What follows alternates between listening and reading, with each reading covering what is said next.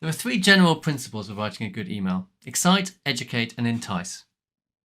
Excite. Your emails must stand out quickly, as the average person receives over 100 emails a day. The subject line and the first few words of the email, this is the preview part in the email client, are vitally important, as 33% of people open emails based on the subject line. Educate. The message your email must be clear. Your audience has a limited attention span, so make sure they can easily understand the following about your offer: what it does, how it works, why it will benefit them. Entice. Your email should include a clear call to action to encourage subscribers to click on a link. For best performance, there should be only one link to the destination within your email. Include this link multiple times within the message. Put the link above and below the fold. Above the fold refers to what you can see on the screen without folding. So in this email here, this text here is above the fold, and any text which is below that point is referred to as below the fold. A lot of people won't actually bother reading any stuff below the fold, so you need your message to be above the fold, including a link to your call to action. A single call to action will increase sales by 371%, and putting that link in the email multiple times will increase sales by 1,600%. A recent study showed the relative importance of different elements in the email. So nearly 46% of people opened based on the sender name, 34% based on the subject line, 13% on the offer, and just over 7% on the info paragraph. So that shows you what you need to pay attention to. We're going to look at each part of these emails in turn and show you how to optimize them. Firstly, the from name. The sender name is one of your campaign's most prominently displayed visual elements when it arrives in your subscriber's inbox. It is also one of the most important, as 68% of users say they click on an email based on just on the from name. On most desktop and mobile clients, it is displayed in larger text and a bold font to help users identify the sender quickly. So here's an example from Topshop. The from name is Topshop, and in this particular client, it's bolded. So if we look in Gmail, we can see that this is the sender name here. And if we look in Outlook, the sender name is here. So you can see that the sender's name is very prominent. If the email has not been opened, then it is shown in bold. You should experiment with different sender names. Depending on your business, you may find that sending from a personal brand works best. Recent research found that sending from a named person as opposed to a generic email address or company name can increase open rates by up to 35%. Next, the first line.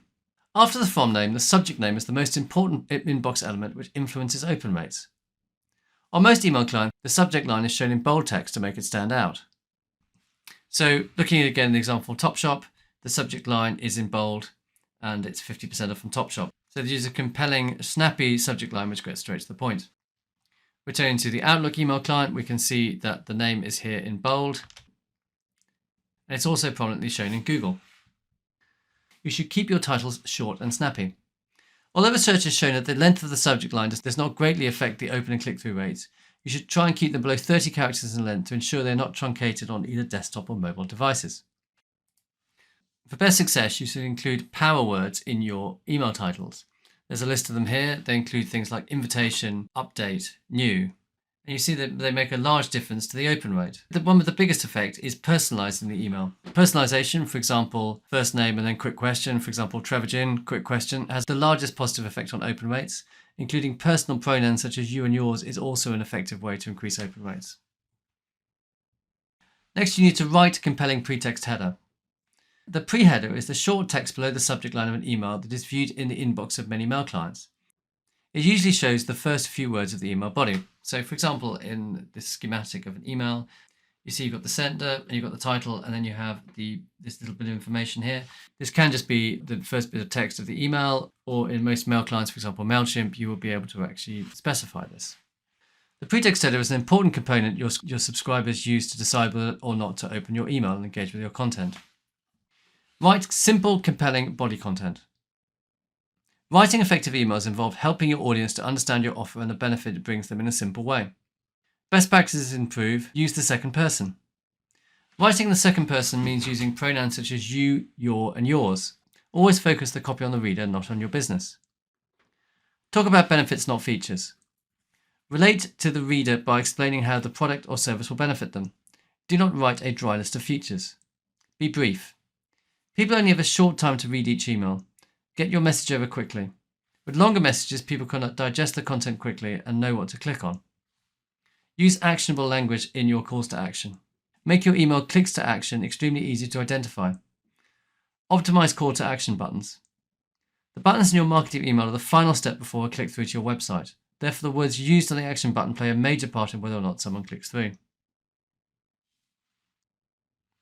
So for example, in this email from FreshBooks, we can see it's got a compelling click to action button. It's using action words, get started, that invites the user to do something. There's not that much text. It's clean, it's well laid out. And it says FreshBooks has partnered with Fundbook to help solve your cash flow problems. It's about them. It's talking about the benefits, which is solving your cash flow features. It's not about them, it's about you. So in summary, it's a brief email. It's talking about the user, not the business. And it involves compelling calls to action which stand out from the email.